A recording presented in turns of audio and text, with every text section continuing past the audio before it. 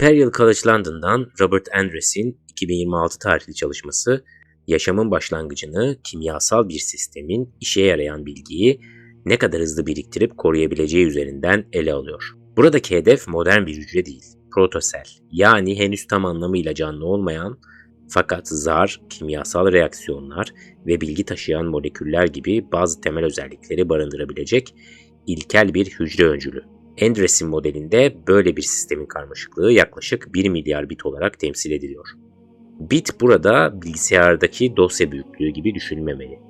Sistemin doğru molekülleri, doğru yapıları ve doğru düzeni seçebilmesi için gereken bilgi miktarını temsil eden teorik bir ölçü. Model bunun oluşması için yaklaşık 500 milyon yıllık bir erken dünya zaman aralığını kullanıyor. Fakat asıl mesele bilgi miktarı değil, kimyasal hafıza. Andres buna persistence, yani kalıcılık süresi diyor. Faydalı bir moleküler yapı oluştuktan sonra bozulmadan veya kaybolmadan ne kadar süre korunabiliyor. Bunu büyük bir yapboz yapmaya benzetin. Her doğru parçayı yerleştirdiğinizde masa birkaç saniye sonra sallanıyor ve bazı parçalar yeniden dağılıyorsa ilerlemek inanılmaz derecede zorlaşır. Kimyasal sistem de sürekli ileri ve geri adımlar atıyorsa buna matematikte rastgele yürüyüş deniyor. Yani sistem hedefe doğru düzenli biçimde ilerlemek yerine bazı adımlarda kazandığını sonraki adımlarda kaybediyor. Modelde bilgi birikiminin hızı minimum düzeyde tutulur ve kimyasal yönün yalnızca 1 saniye korunabildiği varsayılırsa protosel karmaşıklığına ulaşmak yaklaşık 10^24 yıl sürüyor. Kalıcılık süresi 1 yıla çıkarıldığında bile hesap yaklaşık 10^17 yıl veriyor. Andres'in vurguladığı nokta yaşamın oluşması bu kadar sürer değil. Yeterli yönlülük ve hafıza bulunmayan, tamamen dağınık bir kimyasal aramanın olağanüstü verimsiz olduğudur. Bu tahminlerde kullanılan protosel karmaşıklığı, çevresel düzensizlik ve kalıcılık değerlerinin kaba yaklaşıklıklar olduğunu açıkça belirtmiştir. Daha da ilginci, hesapta ham maddenin hücreye ulaşması büyük sorun görünmüyor.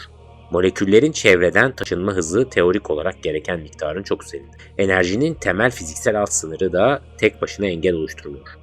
Asıl darboğaz gelen milyarlarca kimyasal seçenek arasından işe yarayanları seçmek, onları bozulmadan tutmak ve sonraki adımlarda yeniden kullanmak. Sorun bir fabrikaya parça gelmemesi değil.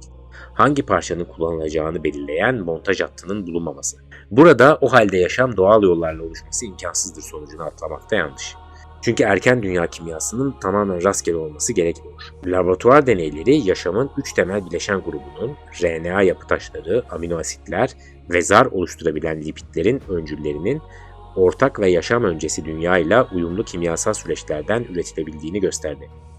Başka deneylerde enzim kullanılmadan RNA benzeri moleküllerin bir şablonu takip ederek uzayabildiği gösterildi. Enzim dediğimiz şey normal hücrelerde kimyasal reaksiyonları hızlandıran moleküler makinelerdir. Burada enzimsiz olması önemlidir. Çünkü ilk yaşam ortaya çıkmadan önce bugünkü gelişmiş biyolojik makineler zaten mevcut değildi. Bir başka problem de homokiralite. Bazı moleküllerin birbirinin ayna görüntüsü olan iki biçimi vardır. Tıpkı sağ ve sol el gibi. Bugünkü yaşam amino asitler ve şekerlerde büyük ölçüde belirli bir eli tercih eder. Bunun başlangıçta nasıl ortaya çıktığı hala açık bir araştırma problemidir. Ancak deneysel çalışmalar kimyasal süreçlerin bir moleküler yönü diğerine göre güçlendirebildiğini gösteriyor. Bu nedenle doğada yön seçilemez demek de doğru değil. Sonuçta 10^24 yıl sayısının bize söylediği şey yaşamın imkansız olduğu değildir. Tam tersine bizi daha temel bir soruya götürüyor. Erken dünya kimyası rastgele moleküler hareketi nasıl kalıcı ilerlemeye çevirdi? Bir yüzey mi doğru molekülleri seçti, ıslanma, kuruma veya sıcaklık döngüleri mi reaksiyonları yönlendirdi? Moleküller birbirlerinin üretimini hızlandıran ağlar mı kurdu? Bugün yaşamın kökeni araştırmalarının merkezindeki gizem tam olarak bu. İlk yaşamın çözmesi gereken asıl problem yalnızca molekül üretmek değildi. Doğru kimyasal bilgiyi seçmek, hatırlamak ve bir sonraki adıma aktarmaktı.